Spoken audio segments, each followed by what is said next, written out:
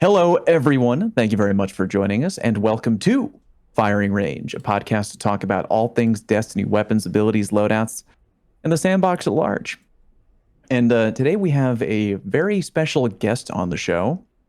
I have it on really good authority that his podcast is actually shutting down permanently forever because Rick Kakis wanted to focus on his OnlyFans career.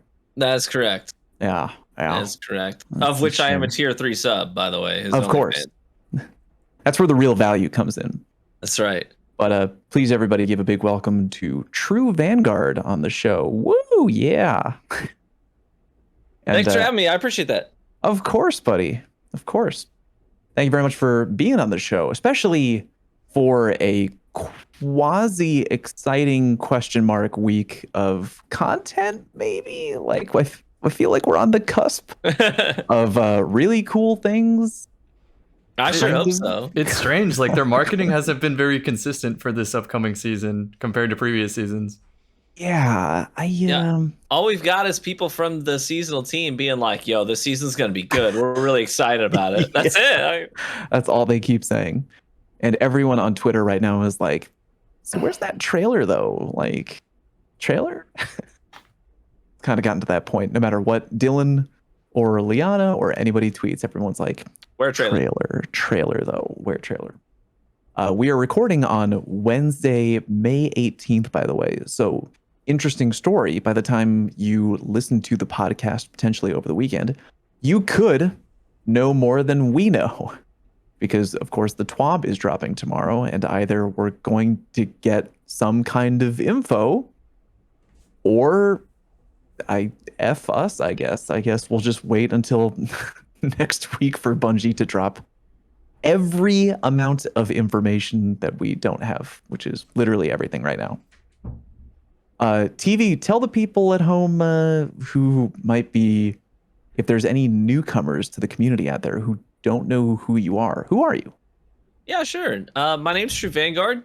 I go by TV a lot of times. I do live streaming and VOD content on YouTube Gaming. So, and I'm a huge Twitter junkie too, and I doom scroll for days and often fall asleep on the couch doing so. But that's me.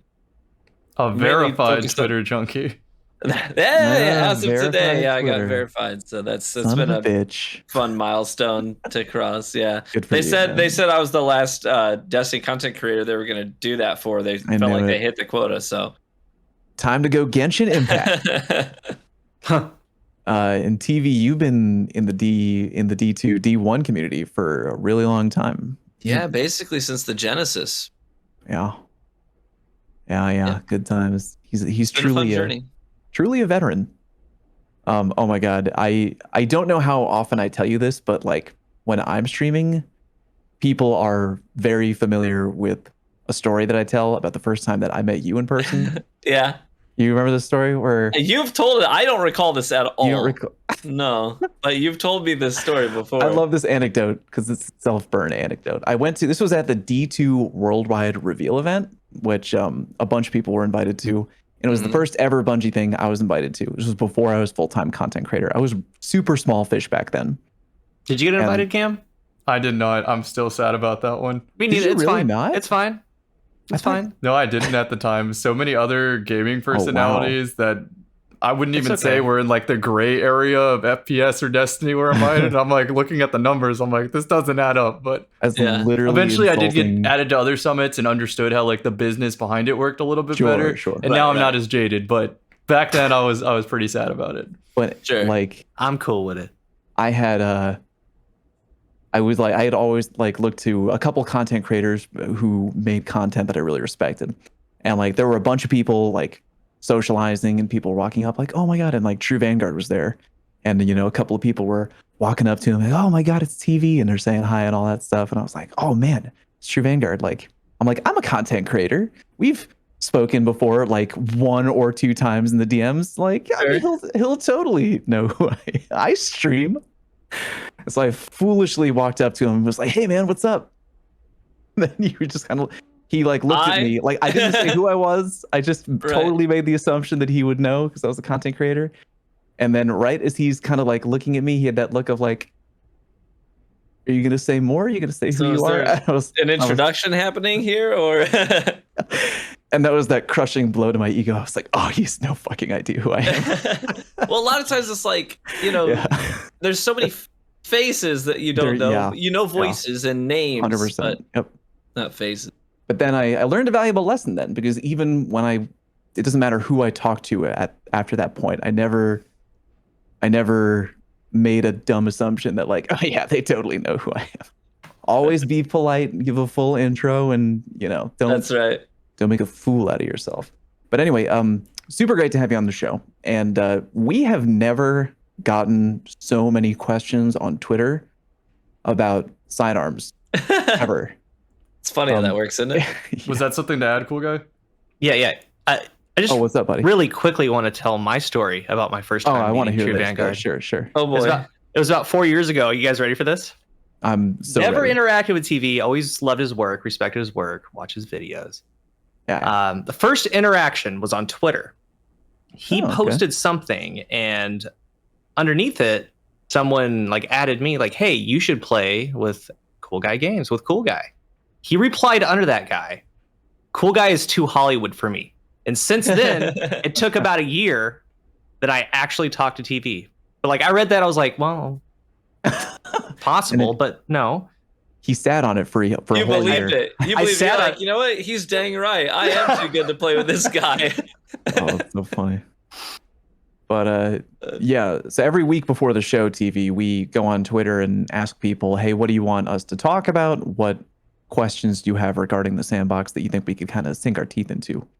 And like 80% of the questions are about like, oh, ask TrueVanguard about this regarding sidearms. What do you think about that regarding sidearms? It just never happened. And there were a couple of questions about whiskey too. Should we bang those out real quick? Yeah, lay them on me. I'm gonna lay. This is from Forcado from Twitter. He wants to know specifically from you your top 5 whiskeys. Man, top 5? Top 5, yeah. Whew. I am a big rye whiskey fan. So I like a lot of ryes. They're a lot drier, have a little bit more of a spice and bite to them than typical bourbons, which tend to be sweet. Nice. Because of the grain they use. But I really like Whistle Pig. Whistle Pig 12 is like my staple rye whiskey. Whistle Pig 12 years. 15 years, incredible. It's also very expensive though. So that's only if you're looking to splurge. Okay. All right. Surprisingly, there's a distillery that's not in the South. It's not like your Kentucky, it's actually in Illinois, but there's a distillery called Few. They make a killer rye despite their location. Just a killer rye. Damn. Okay. So those two would be really high up there on my list. What else? Do I have any laying around? Sometimes I have a bottle laying around that I could talk about. But other than that, I like Monkey Shoulder. It mixes really, really well in like your cocktails, Scotch cocktails, right? What else? Shoot, I just recently got into making I'm sipping on a Sazerac tonight, and that uses Sazerac rye whiskey. It's really good too. Has a lot of character. You are on top of your game, man. And then the last one is gonna be. I gave you some top dollar ones. The last one's gonna be a budget buy. Nice. But Rittenhouse rye. I mean, it's cheap. It is cheap whiskey, but it mixes perfectly if you're doing any whiskey cocktails because it is basically just pure rye whiskey flavor, and they don't do anything fancy on top of that. So because of that, it's like the perfect whiskey for mixing your whiskey cocktails with because it's not going to overshadow any of the other components of the drink. It's just going to give you a nice solid rye taste. I am familiar with Rittenhouse. There you go. Good work, man. Golf clap. I know nothing about booze other than that I like it. Oh, I'm a bourbon drinker, Fallout. I even have the shirt today. It says "Eat, Sleep, Bourbon." God. So it wasn't planned for TrueVanguard. I was just doing laundry. Laundry day. Yeah, laundry day. But yeah, so we have shockingly little info going into next season. But I guess what we can talk about what we have and what hopefully we're expecting or hoping for. TV, because the majority of the questions were regarding sidearms, how do you feel about their current place in the PvP meta right now?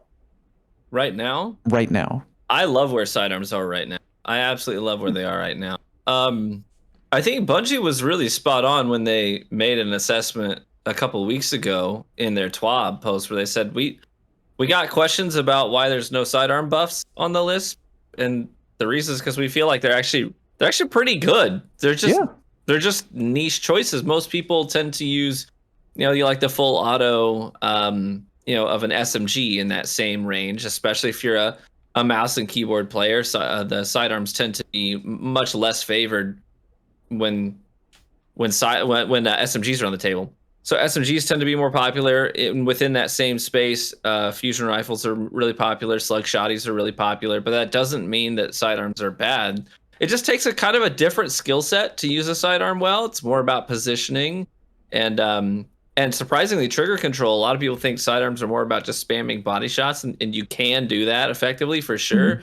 But if you're going to reach your optimal TTKs, like especially with if you're using an adaptive sidearm and you're not actively going for that 4-tap, you're missing out. So I actually think that they're in a really good spot right now. They're not too strong, but also if you're willing to learn, if you're willing to try and add the mobility component and positioning component to your gameplay, and you're willing to apply a little bit more forethought to your engagements, sidearms can really shine. And I like that about them. Interesting. What do you think that they can do that SMGs can't do? What can they do that SMGs can't do? Yeah. Well, you can surprisingly you can do a little bit more of the peak shot stuff, moving in and out of cover for those extended gunfights up close. A lot of times you get the hunters who do a dodge roll, they jump, double jump, triple jump, whatever it is. It can be hard to track that movement up close with an SMG, and a lot of times you hit the bottom of your magazine with an SMG.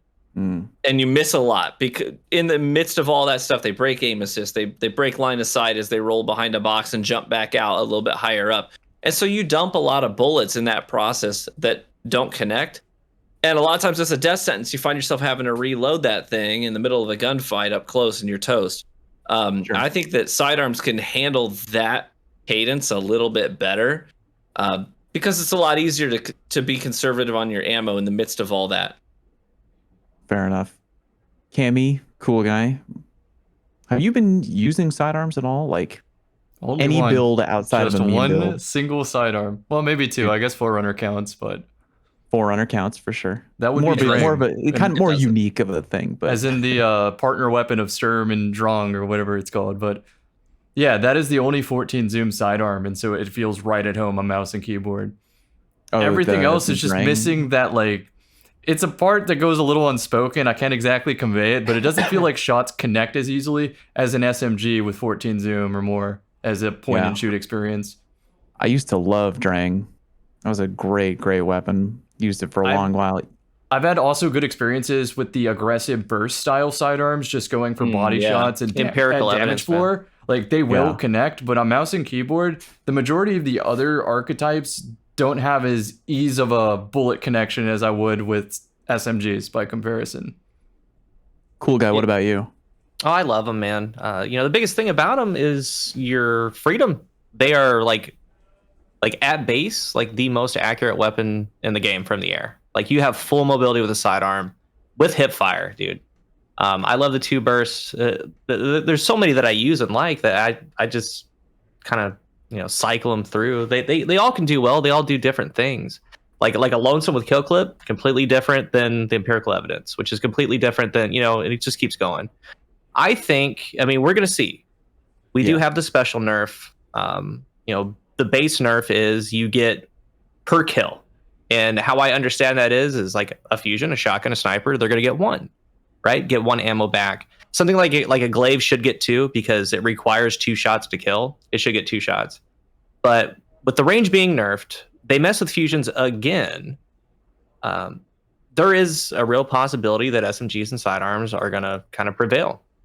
On the other side, like because they said what a 5.5 meter range for a shotgun, people are still going to use shotguns. They're still going to be good, all right? Because you can just face plant somebody with it. But I do think that Deadly Reach is coming. I do think that Syntheseps are coming. I do think that the Ophidians are going to continue coming because of that. But in turn, if they're using those as sidearms just as good, 2 or 3 shots going for the melee. I agree with what Bungie said and what True said. They're in a fantastic spot. It's just that they are outshined in that space with pure aggression, right? I don't think that there's going to be as much pure aggression with the special ammo nerf. There could be, right? But there's going to be a lot of one shots left on the table. And with the sidearm, again, full mobility, you can back up, you can jump in the air, you can jump over them and be fine. So I'm actually excited for him coming up next week. Yeah. Weirdly enough, I'm listening. Oh, go ahead, Cammy. You go first. You go. No, you. Okay, fine. Okay, so weirdly enough, it's not the special ammo changes that might push me onto sidearms. It's the airborne effectiveness stat being added, and then having Mechaneer's trick sleeves augment that makes me want to use sidearms more. Because now it's giving me consistency I never had on all sorts of different sidearms. There were a couple of people on Twitter in the pregame or the pre-podcast question department. There's a lot of people out there who are kind of worried that we're going to magically transition into a double primary meta next season, whether that's a good or bad thing. I don't think that's going to happen. It's not true. Like Cool Guy said, especially in trials. Trials hasn't changed. No. That's right. Because you're going to spawn in, you get ammo right away in your weapon, which can just, if you're good with it, like a sniper, a shotgun, a fusion rifle, you can just instantly dumpster somebody, right? So that's not going to change. But like Cammy said, I'm looking attractively at sidearms because when Bungie gave that huge document of here's the airborne effectiveness value of everything in the game, sidearms were on the high end up there. They're looking pretty snazzy for that aerial combat. So I'm definitely thinking about what builds I can put together with a sidearm. Also, something I think that sidearms are really something they are very fun to experience is I think Bungie does exotic sidearms really well. I think all the exotic sidearms to me, or a few of them, are super fun. Devil's Ruin is one of my favorite weapons in the game. With wings? Yeah. With the wings of Sacred Dawn, people don't see it coming. They get completely liquefied. Rat King with the catalyst is nuts. Rat King is hilarious. Cryosthesia. You can do a lot with that. Traveler's Chosen. You like the Traveler's Chosen. Do you still use that a lot? That used to be your sidearm. That's his Ahamkara gun, man. Yeah, man. I live for that. That is my favorite. It takes discipline for me to go into a play session and not use it because I'm I don't want my content to get dry. You know what I mean? It's if I wasn't a content creator, it'd be hard to take that thing off. So, but yeah, I love that thing. I still get questions all the time. People are why aren't you consuming the stacks? You're getting kills and you're not consuming it. Why are you not using the exotic perk? Well, I am using the exotic perk. The exotic perk is that the handling, reload, and the aim assist gets through the roof with every kill I get. You don't have to consume it each time. You can if you're fragging out with your primary game, don't consume those stacks, baby. You don't need. Yeah, just keep rolling, man. And when you need it, it's there. That's when you need it. It's there. If someone's approaching, I'm man, I need a trip mine and I need it now. This shit, I'll consume those stacks and I'll throw that trip mine. Sure. Is that your your go-to? Because I know we've talked before when we've played together that you love young Ahamkara spine. That's not you still love that exotic armor. Oh yeah. That build to me is the most fun build to use in DCP PvP right now. Traveler's Chosen young Ahamkara. Young Ahamkara spine. The weapons can come and go. I mean, I've got a number of demolitionist roles on different primary weapons for sure. But I really like Pulse Sidearm with that combo on Bottom Tree just because my pulse rifles are getting the benefit of being on Bottom Tree Goldie, with your precision hits, and it just makes them smooth as butter. And the multi-kill potential with the trip mines, the built-in fastball, everything about it just works so good. Yeah. And you don't get hit by your own trip mine. And you don't die to your own trip mine. You can actually, if you throw the trip mine and then die before it detonates, and then you respawn, it no longer matters. It can't hurt you. I have learned that the hard way. I've had that before where I'm running out of spawn and I run past the wall where I put it and it blows and die. Now that is kind of funny. It's funny. The spines are going to get a lot better once we have aspects and fragments for solar, man. I can only imagine. Do tell. Well, no, I mean, there's a lot of things that happen with Void 3.0 that I didn't see coming, right? They all got bloom, right? every void tree got bloom, which was to the void lock. You have some things within solar, like I think that some things that just define the class, like like the trance, chains of woe. Like I think those are gonna be aspects. I do. Specifically for the gunslinger. Probably. But there's things that you could draw in from the Dawnblade and the Hammer Titan. Could be a sunspot. Imagine creating a sunspot after your trip mine kill. Like it could get good. Or it could even from Dawnblade, imagine your trip mine when it detonates causes a burn debuff on somebody too. Imagine setting somebody on fire with a trip mine. They already do so much freaking damage. Like it's a death sentence. That's literally. I was thinking about that, and I'm like, that's literally like fire bolts with Viking Funeral in D1. You remember that? Yeah, I do. Yeah. I mean, or I mean, just combustion, right? Adding combustion to any solar final blow could be a fragment, meaning that your golden gun will combust, meaning your trip mine will combust. Like your throwing knife would combust. Like there's so much that they could do, and I think that things like the spine. Things like Athrases, like I think that they will pick up if those fragments can match them. So, damn, the thought of like the warlock being able to throw a trip mine grenade in potential future Solar 3.0. Part of me doesn't like that. I play all the subclasses. I play every subclass almost every week. I have no like bias, towards one subclass. But my one concern is that I don't want the subclasses to lose their individuality, the things that make them unique.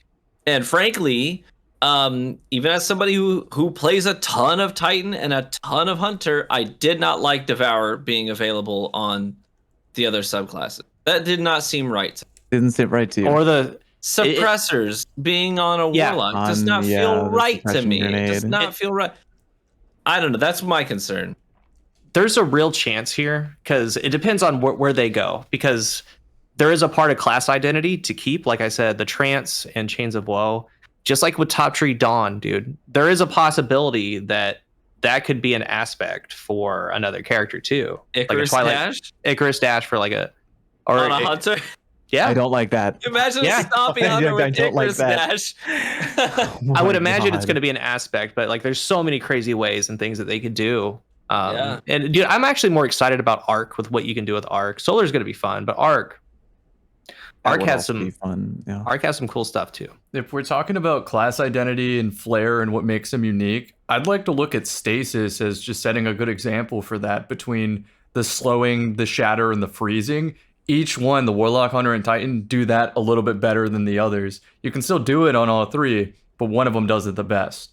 Well, what defines Solar, right? So obviously burning.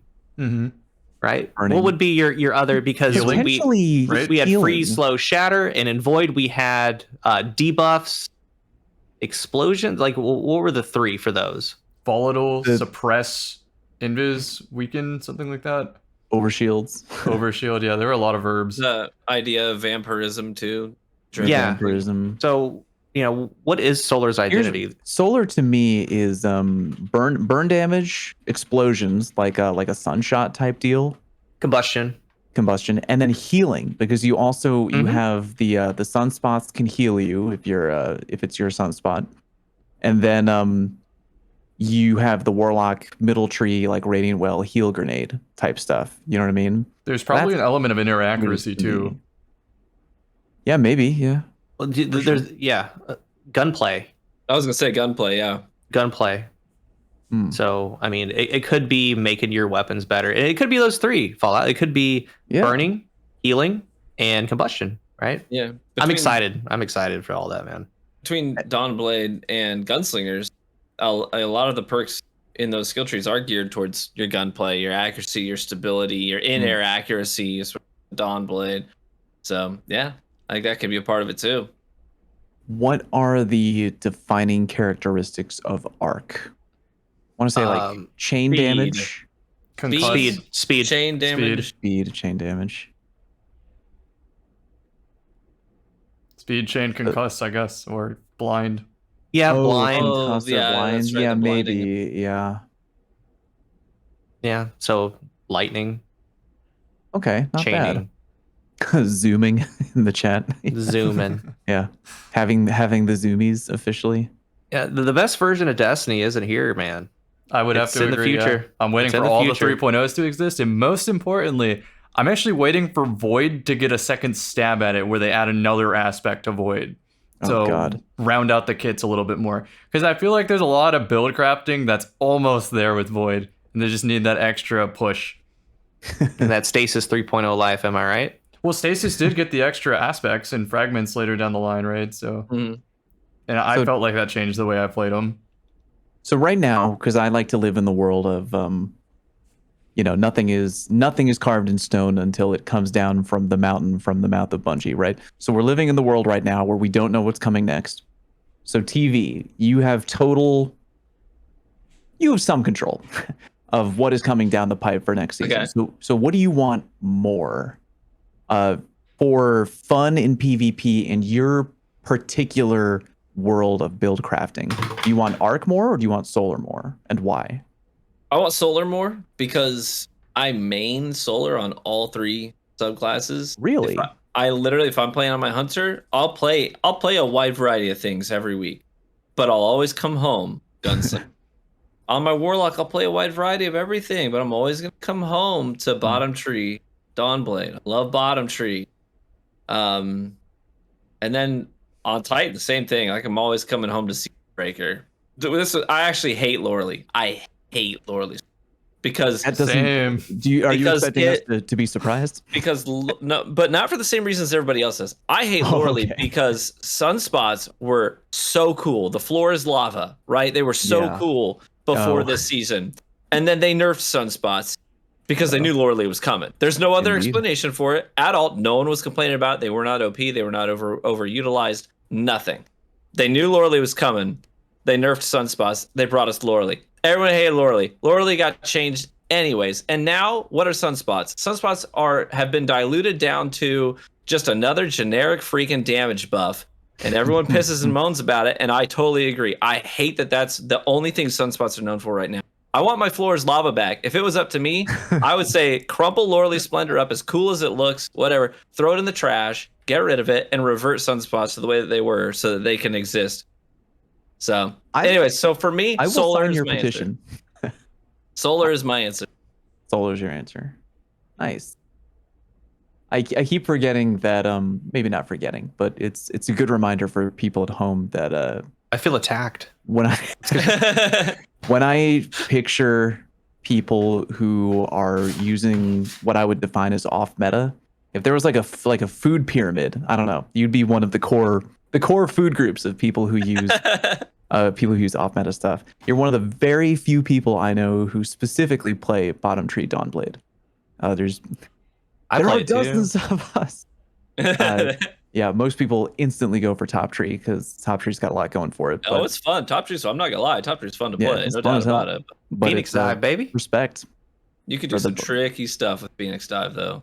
And the explosions. That What was do you the like joke about for like Bottom Tree? 2 years. About Bottom Tree Dawn, what do you like about it? I like the burn. I like the area control. I really like using the Dawn Chorus helmet, especially on Bottom Tree Dawn. Is a lot of fun to play with. The way that it interacts with other things, you can. One of my favorite things to do is to incorporate the Polaris Lance. Polaris Lance in 6s with Dawn Chorus of Bottom Tree Dawn is heckin' fun. It's heckin' fun. Just fire everywhere, man. It's great. And then when they die, they blow up. They spread more fire. That whole fantasy to me is just so much more rewarding than your generic approaches to PvP. Some men just want to watch the world burn. 100%.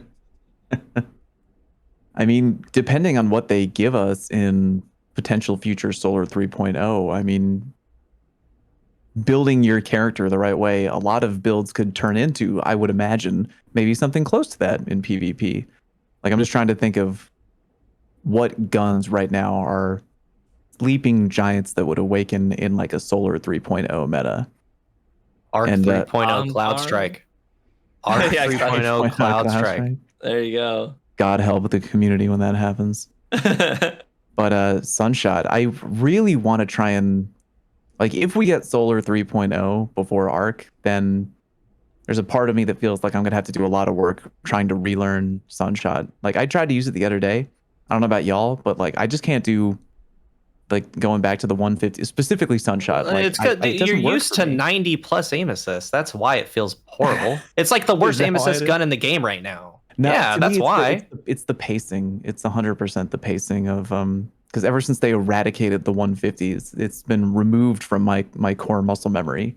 It's Sure. only the pacing of 140s now that I have down pat. You know. Once again, I'm excited about Sunshot for airborne accuracy on both Yeah. good and bad airborne accuracy builds, because at the end of the day, it has explosive payload. So even if you miss, you still hit them. Fair enough. Trying to look through the questions on Twitter here. Oh, here's one from Verona, specifically for TV. Verona. So this is a really good one thing I tell people all the time is that if you think there's something that's really overpowered, use it a lot, because then the more you use it, you understand what the weak points are, right? So there was a time when Bastion was really strong. You guys remember that time, I'm sure. So I used it a bunch to try and see what can counter a Bastion, right? So that way, when I go into PvP, I know how to better fight against them. But Verona wants to know from TrueVanguard, what are the best ways to counter strong sidearm player in PvP? Best way, the biggest hard counters to strong sidearm player would be fusions and slug shotgun, because they occupy roughly that same space, and that can make things really challenging, because it basically means I have to be 100% on my game in my engagement with you, because if I miss a shot, then I'm probably toast. If I don't bait out your fusion rifle shot correctly, that's one of the things I have to be mindful of, is when I'm hearing someone charge a fusion rifle, in my mind, I have to decide, what fusion rifle is that, and when do I peek? Is that a main ingredient? Because I'm going to peek a little bit later if it's a main ingredient. Or if it's a Snorri, I'm going to peek even later than that. But maybe I hear it charging, I'm like, oh, I know that's a likely suspect. So give it a second, it'll discharge, and then I'm out. You know what I mean? So those things put a lot of pressure on the sidearm player to really have a better presence of mind, understand the specifics of what's happening in that engagement, and to be spot on with their shots. There's not a lot of forgiveness. So those would be the two main hard counters. Good point. Follow-up question from Deputy Memes on Twitter. TV is actually converting me to be a sidearm user in PvP. So I wanted to know if he still uses the surprise attack build, how he is reliably getting charged with light after the removal of orbs of light from masterwork weapon double kills. I'm charged with light all the time, because I use special weapons plenty, but coming home to me is double primary right now. I use a lot of like Pulse SMG, Pulse sidearm builds, are just really fun for me right now. Mm-hmm. So since that's the case, I've opted out of using surprise attack lately, and I've opted in to just using your swift charge, because that covers pulses, SMGs, and sidearms. So I use that more with high energy fire. That way it applies to both of my guns. Surprise attack was a lot of fun, don't get me wrong, and it still can be really useful, that damage buff. But it just requires a little bit more brain power. Because you have to understand, okay, if I holster the gun, I lose the buff, and then you're trying to count bullets too to know how much of the buff you've got left. It's just a lot easier. It simplifies things using high energy fire. But luckily, since I use a lot of double primary, it means I don't have to use my 5 energy on a sniper rifle unflinching mod, or you know what I mean. So it's expensive. So I can afford to use. I use everything. I mean, I'll use a siphon mod on my helmet, whether it's the energy weapon siphon or the kinetic, depending on what I'm in the mood for that day. But I'll use the siphon mod to create some orbs on the ground. I'll use taking charge, so when I pick up that orb, I'm charged with light. I'll use high energy fire, and I'll use swift charge. That way I've got all of my bases covered there. So I still leverage the charge with light mods pretty much every day. Cool. Yeah, I've tried a surprise attack build. I made a video on YouTube a long time ago of I ran into a guy who is pretty much just a hardcore sidearm specialist. and he used a surprise attack build, Mechanier's Trick Sleeves, and the Gambit sidearm, Lonesome, I think it was. What the Gambit? Yeah, Lonesome. The Gambit side, the Lonesome with Kill Clip, and it was just a monster build. It was like shockingly effective. No doubt. And I did have fun replicating that build, and I actually reached out to him on Twitter to talk about that build. But it did require a lot of moving pieces. Like you're trying to keep track of everything because it does give a stronger buff, but it's definitely harder to keep track of than something like high energy fire. I think Mechanier's is going to be the move next season. Tapping back into Void 3.0. Yeah, there's a lot of ways to proc Devour, get Orbs of Light, and build into that surprise attack. And then with Forerunner, Drang both having in-air accuracy, that instant swap speed, the fast reload, with Resilience getting flinch resistance and speccing into low recovery being beneficial on Mechanier's Trick Sleeves, you're going to be cooking with fire. A lot of the time, I'll get the orb proc, and leave the orb on the floor, because if I walk over it, I get Devour, and I'll walk over at mid-Forerunner duel and just get all my health back with already a better TTK weapon. So you can quite literally 1v2 into Devour chains, then get Charge with Light off the doubles. Nice. One of the most fun builds I ever did was Mantle of Battle Harmony. This was before Void 3.0. So Mantle of Battle Harmony with Devour, I could consume my grenade, and Surprise Attack with a Brass Attacks, because it's aggressive, 2-round burst, that can roll Killing Wind Rampage. So only 2-round burst that could do that. And that combo was nutty. That Killing Wind Rampage, you could get up to the point where you were killing in 3 bullets with a 2-round burst sidearm. So 1.5 bursts, you putting people down. Damn. Aren't they taking down the damage output of high energy fire from 20 to 15? Am I remembering that? I don't know if they're doing surprise attacks in a similar way. I would think that they would leave surprise attack alone just because of how it's specific, niche. Right? It's has very to be niche. A sidearm, And it's a limited amount of bullets, not just exactly. kill. Whereas high energy fire is super broad. I think taking that down to 15 would probably be a good idea. Pour one out for our homie Merc, who probably fought that one tooth and nail, being the filthy little Monarch player that he is. Yeah. But hey, I forgot. Between our last show and this show, Bungie announced a new goddamn PvP map. Praise God. Praise Jeebus. Did you guys see that in the TWAB? What is it called? Yeah. Disjunction, the new map called Disjunction. A symmetric map with a base on either end, 3 lanes. By the way, the first thing I thought of when I thought of, a symmetric map with 3 lanes. Wait a minute. Is that Convergence? Convergence 2.0? Please, God, no. If it is, throw it in the trash right now. Put it back in the oven, bro. 3 lanes with plenty of crossovers and large backfields. It takes place in a swampy pyramid area of Savathûn's throne world. It looks cool from the one picture that we saw in the TWAB. Right. What do you guys feel about that? Are we excited about the new map, or are we just kind of not have enough info? What's your thoughts? I'm not excited because they said it was available in all modes. That right there is a red flag for me. Tell me why. Because in some maps, like let's look at Dead Cliffs, I don't think that respects 6v6 or control very much because of how it waits the spawn to shove you in a locker, quite literally.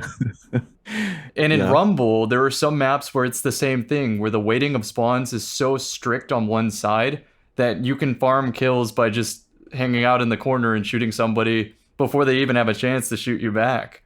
There's a lot of maps like that. So when the map is built specifically for the mode, the spawn waiting makes more sense for those modes. Like with Rift, it makes sense that it wants to spawn you in the spawn to defend your spark.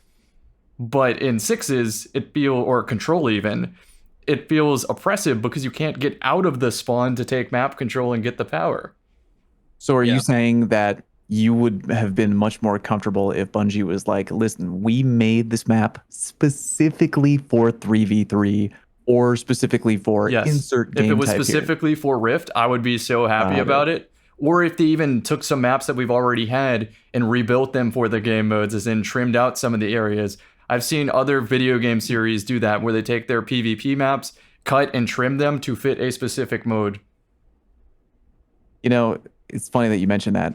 If I ever walk into a restaurant that I've never been to before, and I open the menu and it's like a 30-page long book, and I'm like, you can't possibly make. There's like 200 items on the menu here. You can't make all of these super good. I would rather go to a restaurant and get like they give you a menu that's one page, one side. They got like 5 entrees, but they're all bangers. Yeah, Yeah, 6 entrees, 100%. 2 appetizers, because you know they're gonna crush it out of the park because that's all they make. They make it custom tailored their cuisine. There's a good point, Cammy. I did not think that maybe they're trying to make this a one size fits all when it might only be good for 1 or 2 things. Okay, so then I guess the follow-up question is, can you name a map you really like and a map you really dislike for a certain mode off the top of your head really quick? Because I can. Easily. I dislike control on convergence because I feel like every time I play convergence 6s, it goes to time every single time. Always goes to time. If it doesn't, it's a mercy. It's one of the 2. Yeah, because the other team can't make it into B flag ever. They're too choked out. Yeah. Yeah. Deep It's spawns, it's extreme you end up bottlenecking. split spawning with your teammates all the time. Pro tip here for Rumble players on convergence. If you walk out of the farthest spawn just a little bit and put your back to it, whenever you see the kill feed, just wait 2 or 3 seconds, turn back around, and they will spawn up top in the back of the map, and you will just be able to shoot them in the face 4 times before they're able to respond. You can snipe them too. Start That's building cold, up the bro. damage perks. Pretty funny. Dead man. Cliffs is there for me too. I know in Iron Banner it's an automatic loss if it spawns me in the school. That was a horrible Iron Banner map. I mean, like, am I gonna lie? No. I chuckle a little bit when I'm on the winning team and stuffing that other team into a spawn locker. Mm-hmm. But then, Yeah, of course, the good second luck it with happens to you. dude. Like with the It's changes awful. to zone control, dude. Yeah. Like, 22 seconds. like, dude, straight up, good luck getting off of A Yeah, to get really. on A for 22 seconds. If you And- do that, that's a hero moment. Truly, It is though. truly a hero moment. So, I mean, yeah, there's some questionable maps. Okay, I mean, maps I the- like. Javelin 4. I like that in most of the Great modes map. except for Rumble. It's crazy to me that we are this far into Destiny 2 and the best maps in the game. We're like, oh yeah, those couple of maps that were in the beta of Destiny 2 are the best Yep. maps and all Endless the other. You know Veil what I 2. mean? I would be so happy for a weekend where they just go endless veil and jab 24/7. Like that's the title of it. Endless Yeah, veil. I actually love Pacifica too. Pacifica's my. I do like It's up there with Pacifica. Javelin for control specifically. I think it's just such a good control map. It's nice. Yeah. Trying to think of other maps that I. Really This one's may not be don't like. popular, but for survival in a limb, I like Wormhaven. Because it Wormhaven does kind is of have that nice. power ammo inside yeah. that forces people to engage with it and kind of punishes the camping. A lot of the complaints I see about the map are from players who probably camp a little bit more than they might admit. I actually really liked Gambler's Ruin. Gambler's I Ruin remember was that like one. the pinnacle for me when the duos playlist. I don't know if you remember when the doubles playlist used to actually exist. I missed doubles. Oh, I remember. But now. doubles on Gambler's Ruin was one of my favorite game modes by far. I loved that. Which map? I also loved It was Emperor's the Respite. Gambit theme. Emperor's Respite, I still hold to the opinion that was the best Rumble map. I think Emperor's Respite was the best Rumble map because you could have actual like 1v1s sequestered off in your corner of the map. You know what I mean? There were so many different areas of that map that you could rotate around through, or you could just say, I'm just going to hang out inside near the statue and I'll have a ton of different 1v1s in here while other people are duking it out outside. I loved that map. Is that the Leviathan map? The Yeah, that's the Emperor Kala statues all around. got it. I think bomb I was not defusal. a big fan of that map. Well, actually, you're talking about it for Rumble. I said for Rumble, yeah. Yeah, again, I don't be remember specific playing a on lot map of and Rumble mode. on that map. I don't remember having an obnoxious spawn trap there, so yeah, it was probably a good map. My God. And then let's see what else. They're bringing back zone control. Are you guys excited for the return of zone control? Yes and no. Indifferent. I think that the 20 seconds too much for a solo cap, man. That's where I'm at too. I like that kills don't count for anything and it's just the OBJ, but 22 seconds to secure the OBJ by yourself might be a little too much. That's a solo cap though, right? Yeah. But with all the So, like- abilities in this game and Wither Horde coming up and the Yeah. likelihood of learning a just Yeah, easy that's lineup fair. off the forced spawn and stuff, I can't see it actually happening for 22 seconds for a single person. You might think, oh, okay, if I wanted to go faster, we'll just all group up on the zone. Well, if that's happening, someone isn't slaying, so someone isn't keeping the enemy team distracted in the spawn, so that you have the Yeah. opportunity to step on there without an arc web grenade flying at you or a Wither Horde. There's already a ton of non-OBJ players, dude. I mean, Destiny 2 PvP is just clash with, extra steps. But, if they know it takes 22 seconds and they generally play the game as clash, they are never going there once they see that zone open. You know what I'm saying? Yeah, even now, it's hard to convince somebody to stand on the zone. And if I ever do it, they will run from mid back to the zone to stand on it. And I'm like, I could have been slaying this whole time. What are you doing? It's so frustrating. They need to add a buff to capturing zones, dude. They need to add a buff. I don't care what it is. It could be, max handling, like for 15 seconds. You cap that zone. Like they need something. I don't know what it can't be. I'm about that too. Yeah, it's something that kind of an people don't want to interesting cap idea. it. Yeah, like remember the heartbreak buff? I do. For doubles, yeah. Yeah, maybe like half of that. Just enough to, you got rewarded for doing what you're supposed to do. The reward. You get Funny. knee pads and shot package. Boom.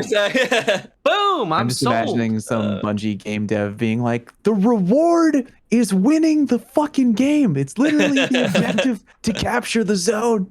But like, If you check my Destiny tracker, the reward is that KD going up. Okay, so boom. Funny you say that. I've been we're at an impasse. We're at an impasse here. I've been experimenting with using the in-game voice chat in competitive modes, and it's been working. No one really talks back, but they can like wave their mouse up and down like they hear me and they're playing with the team. They will play the objective if you say it in a nice way, almost make it look like it was their idea. They'll do it. It's so nice. Like, it's night and day difference. I highly recommend voice chat for anybody who is on the fence about it. Yeah, okay. I'll look into that. And we have the return of Rift. How do you guys feel about the return of Rift? Maybe do I need to explain to maybe people who don't know what Rift is? Yeah, go for it. I will, Just quick. sure. Rift was I think it very briefly appeared in D1 PvP, kind of towards the tail end, right? Was it? It's came out with Taken King. taking, really? But it wasn't there for long. Didn't they take it away after a while? It wasn't a permanent, I don't think it was a permanent game type. I think it ended up being a rotating playlist. If I remember correctly. I'm like, but it came out with the Taken King because there were a couple, like Cathedral of Dusk was specifically designed for Rift, and then Rift was also on I'm forget, it's the Sector 16, is that what it's called? The one that was inside the map, wall. I think so. That's the one, yes.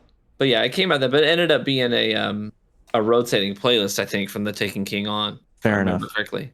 But it essentially, if you're familiar with old Halo PvP, it was neutral bomb assault. So there's two teams, each on one side of the map, each with their own quote base, and there's an objective that spawns in the dead center of the map, and you have to go to the dead center of the map and pick up the object, and then kind of march it into the enemy base and dunk it at a goal zone, and that would earn you a point. And I don't know how y'all felt about it, but D1 Rift was one of my favorite PvP game types ever. I really enjoyed playing Rift.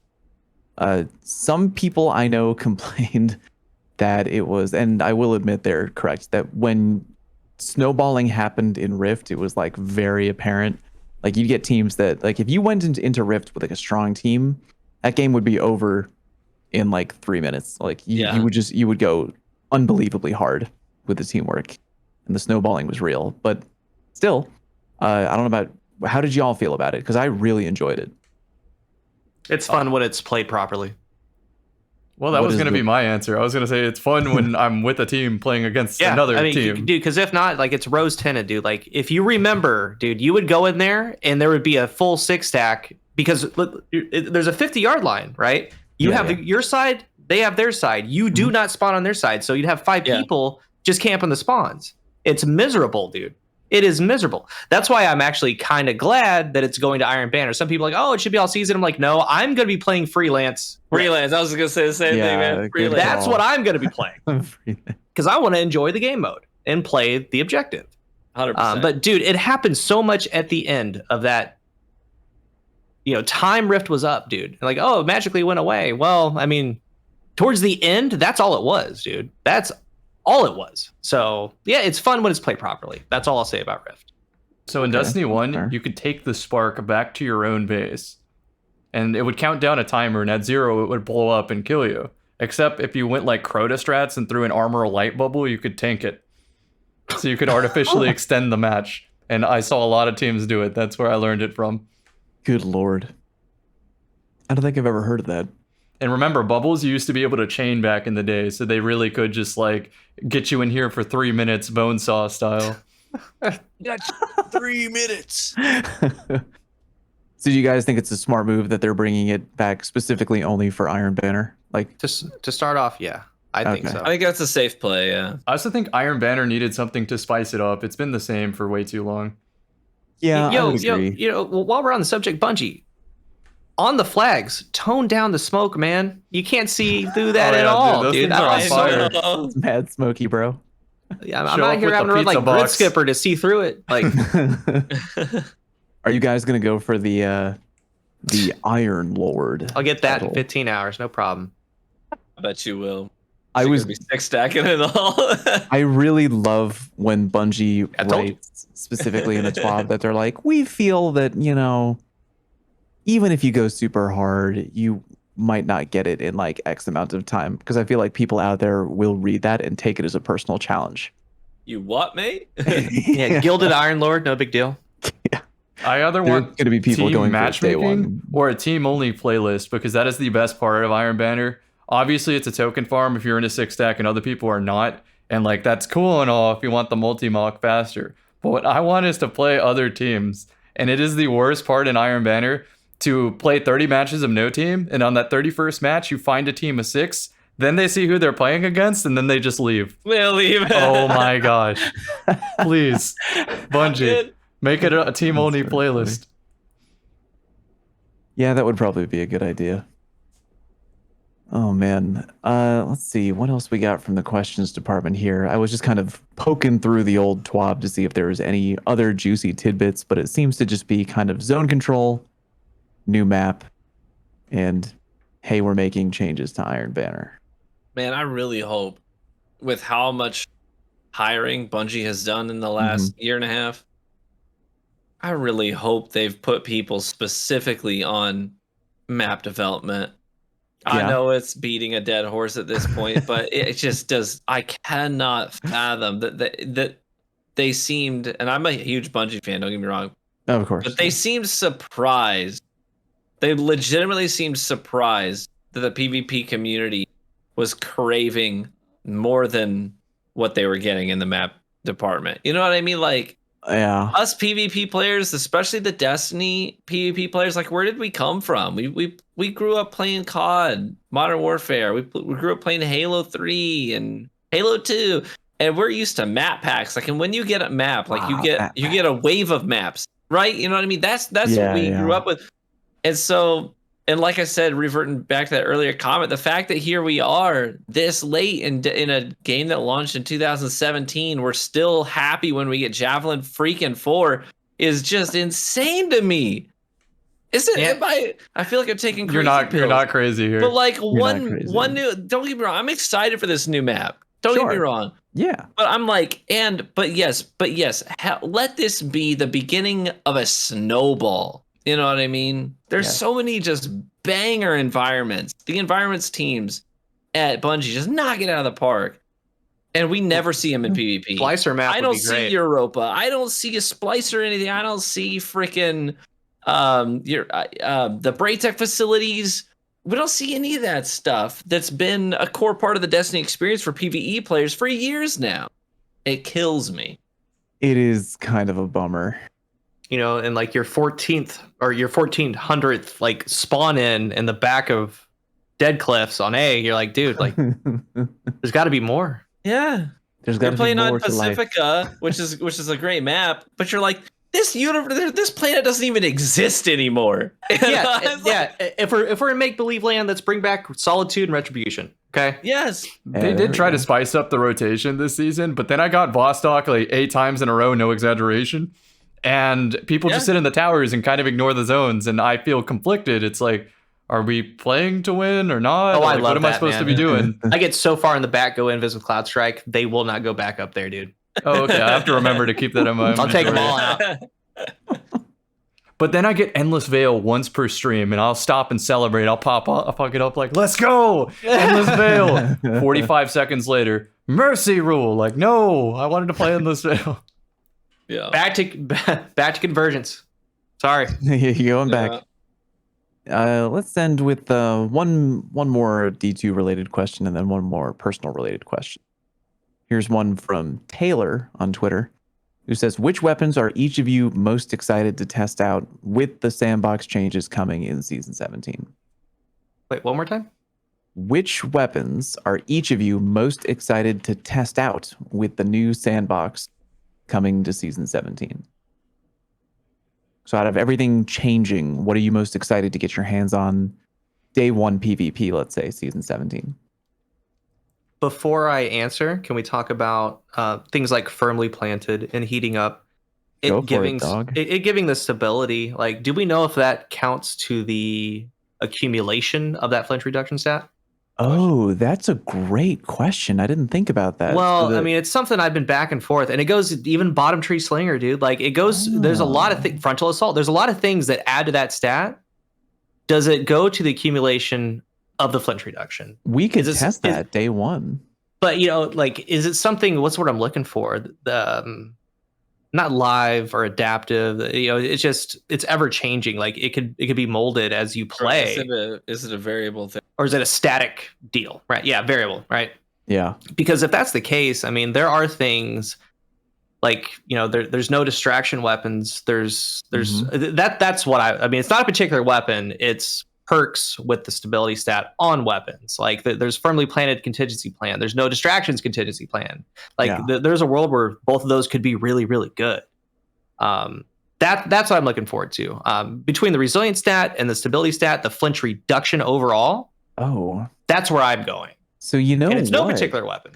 So you know what? I'm just trying to think now that you've put that thought into my brain. Doesn't the perk rapid hit give you stability? Yeah.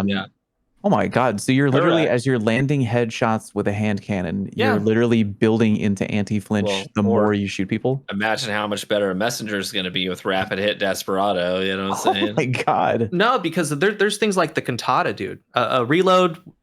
Check this out. You have the reload into Suro Synergy, which is 20%. You have hand cannon unflinching. You have the stability stat. You have a perk like rapid hit, right? Yeah. Or the finite impact. The finite has no distractions. Motion. Yeah. So that's a big question for me. I don't know who to ask. I mean, sounds like we need to try to get a dev guy to do something. I know a guy. I know a guy that works there now. So we do. We send him a gift tank top or something. Like, I have firing range tank top. Like, hey, I have 2 cantatas right now. I'm looking at my vault in dim. I have one moving target rapid hit, and I have rangefinder rapid hit. Okay, so I'm just gonna say anything with rapid hit, if it builds into the anti-flinch, that is what I'm going to be super. Oh, I have rapid hit kill clip messenger. I got rapid hit desperado. Oh God, I love having a 500 vault. It's not a sexy weapon now, but like that finite impactor, if you got one with no distractions, that's a big deal because you can reload Suro Synergy with no distractions, with unflinching, with the stability stat. Like, that could be a really, really good one too. But it's a big question I've had since we knew about that info. Like, is it a variable stat or is it static? Yeah. Wow. I'm most excited about the last word because compounding all that flinch mitigation on top of each other on mouse and keyboard with that recoil change might be that missing juice it needed to go head to head with controller. I see. I mean, the weapons are still the Memento Mori Ace and the Crimson. Those are those jack you, dude. Those jack you. So People tell me that they get flinched hard by Crimson a lot. To me, Yeah. it doesn't compare to Ace at all. When I get before I even, I mean, I know you can hear the pachink pachink of the Ace of Spades, but even if I was playing with my headphones off, if I'm getting shot by an Ace, like even from if I can't see them holding it, I know it's Ace because like the flinch is just to the moon each time. What kills me, dude, is the fact that they can be so far away that they're hitting you for 15 damage with an Ace of Spades, and you're gonna get flinched to the sky. It just doesn't track. Oh, my turn to make a rant. I wish that scaled, man. I wish that scaled. All right, so dude, why in year 1 did Mida multi-tool lose high caliber rounds, and then Ace come in here with every Mida perk and high caliber rounds? Good question. I mean, dude, Ace is jacked. It's the most base range in the game.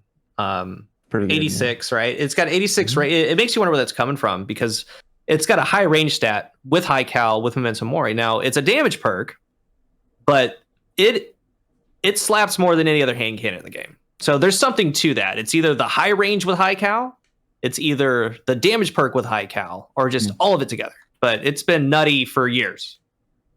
Goddamn nutty. To answer your question, the fall that you asked about what we're looking for to test. Sure. For me, it would be the fact that we're finally getting a sidearm that can take adept mods. Like that to me is a big deal. The Trials sidearm that's coming. The fact that we're going to be able to finally have a sidearm that we can mix and match some different adept mods on and play around with them and see how it feels. That's going to be a big deal for people who like to use sidearms. Absolutely. Big tip, content creator friends. Grab Trials engrams, fill them with your inventory before the season starts, turn them into a hole. Already you might done. get your sidearm. That is a terrific idea, Cammy. I'm going to do that. Yeah. So the big question really is, what is it? What archetype is it? That's the big question. Our good friend Glow wanted to know on Twitter, actually. He wanted to know what your expectations were, or what does the new Trials sidearm need to meet the official TrueVanguard hype meter. It needs to be one of two archetypes. It either needs to be an adaptive, or it needs to be an aggressive round burst. In my opinion, those are the most consistent, easiest to build around sidearms in the game. And then beyond that, like I really just hope that they have some of these banger new, like I will have to, I got to give credit where it's due. Bungie has introduced a lot of banger perks in the recent seasons. A lot of them get overlooked because people are still going back to rangefinder and kill clip on these primaries. But I mean, Encore, Adagio, it's nuts. These things are so fun to build around on SMGs and sidearms. So fun. Perpetual motion, stuff like that, man. It takes these things to just the next level. And the amount of consistency and the performance you can get out of these primaries when you start stacking the perks is just insane. So hopefully they load the perk pool with some of those new perks. You know what I envision for it? What?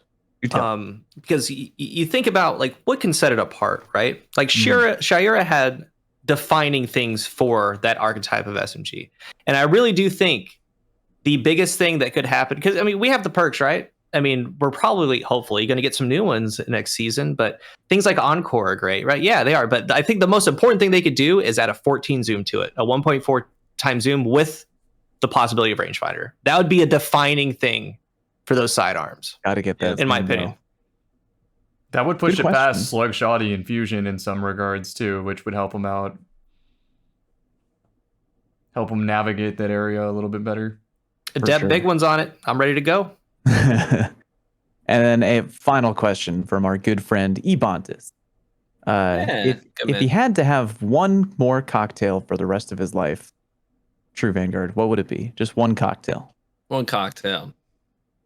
I'm gonna go with two. He's breaking the rules. Yeah, I'm gonna break the rules. There's two. One of them is sort of a generic, I admit, but I'd have to say an old fashioned, because it's a template, right? You can play with it. You know, you can. It's bitters, whiskey, and sugar. You know what I mean? And so you can. A lot of different whiskeys out there. There's a lot of different bitters. If you've never experimented with different bitters, you can do your Angostura bitters, or you can go to some Peychaud's bitters. You can go some Mole bitters. You could do all kinds of different kinds of really cool bitters. Black walnut, dude. I know there's no way to say this without getting made fun of, but it's the truth. I love nuts in anything. I love walnuts, pecans, peanuts, all of it. Any kind of nut that you can infuse flavor into, I'm there for it. So an old fashioned is great because it's a template. You can do a Sazerac as sort of a variation of a old fashioned too. But then beyond that, the other one would actually be a cocktail called The Last Word. Has nothing to do with Destiny. Has nothing to do with Destiny. But it's a cocktail called The Last Word. It's way older than Destiny is. Really? This was being made in the during the Prohibition when people had to sneak their booze. But it's a great cocktail. It's all equal parts, so it's really easy to remember. But it's equal parts gin, chartreuse, Luxardo, which is a maraschino liqueur, and lime juice. I do this all the time. I buy limes fresh and juice them myself to make Last Words. But it's such just a clean, crisp, really floral cocktail. I just looked it up. It looks kind of like a cousin of the margarita almost. Is so not like a margarita Visually. because visually, sure. Yeah. But yeah, looks like great though. it's fantastic. All right, so now we have to ask the next question. If you had to make one yourself and call it the first curse, what would it be?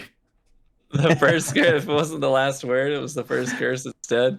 You don't have to answer that if you don't want to. Actually, it's fun to make your own cocktail recipe. It's a real. If you've never gotten into like mixology, it's really fun. A lot of these cocktails out there are templates, so you can substitute different things in. Like the cocktail I just talked about, The Last Word. There's so many different variations of it because it's one base spirit, gin, tequila, whiskey, rye, bourbon, whatever you want it to be. 2 liqueurs, and then 1 part citrus, whether it's lime, lemon, grapefruit, whatever you want it to be. And so you can mix and match all these different ingredients to come up with your own cocktails. It's so much fun. I just thought of a brilliant idea. We need to do a dual podcast where we all show up with our Destiny exotic theme mixed drink ideas and just talk about it between the two podcasts. I've done this. Right? That sounds dope. This. Whisper of the Worms tequila, 100%. No one can take that from me. No arguments. I literally started a series called Lauren Pour, where I make a cocktail recipe from scratch. I make a cocktail recipe from scratch inspired by a certain character or item in the Destiny universe. So the first one I did was Cade 6.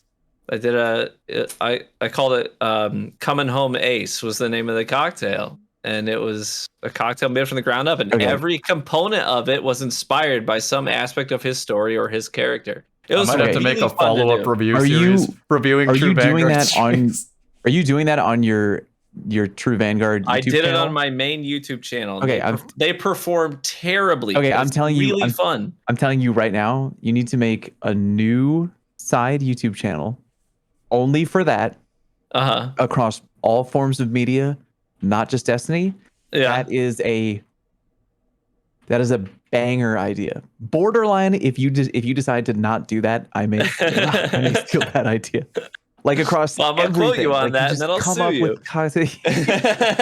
We'll delete this VOD. Don't worry. That's right. But I would totally watch you making cocktails about like movie characters, comic book characters, sure. songs. I'm like, yes, I'm in. That's a great idea. But anyway, that's so inspired by that comment. Anyway, thank you so much for joining us, TV, and all of you at home. Another great episode. Hopefully, next time we chat with you, we'll have some new 3.0 stuff to talk about and play with. For sure. Thanks so much for having me. I enjoyed my time with you, it was gentlemen. fun, man. Of course. Let's play some trials. Heck I'm man. down. Oh, but this week always is freelance around, again, dude. though. This week is freelance again. I'm pretty sure. I actually love playing not? freelance. I don't want it to be around forever, but yes, I do like it when it is around. I would agree with that. Let's go around the room and let people know where they can find us when we're not here on the show, starting with our guest, TrueVanguard. Where can the people at home find you, buddy? Yeah, you can find me on YouTube. Just type in TrueVanguard. That's me. You can find me on Twitter, The TrueVanguard, or you can go to TrueVanguard.com, and that'll take you to a separate page on Facebook where I post other unique VOD content that you can find anywhere else. Exciting. Cammy, where can the people find you? I'm going to go with twitter.com/CammyCakesYT. Excellent. Cool Guy. How about you? The name's Cool Hollywood Guy. You can find me at Cool Guy Games, Twitter, and YouTube. Good man, good man. And he's not here tonight, but we will get him back on the show in the future. Please go follow our very good friend Drew at youtube.com/Drewski's channel. That would be great. And I'm Fallout. You can find me on youtube.com/FalloutPlays and twitch.tv/FalloutPlays. Thank you all very much for joining us. We will see you next time. Be safe and take care of each other. Take care.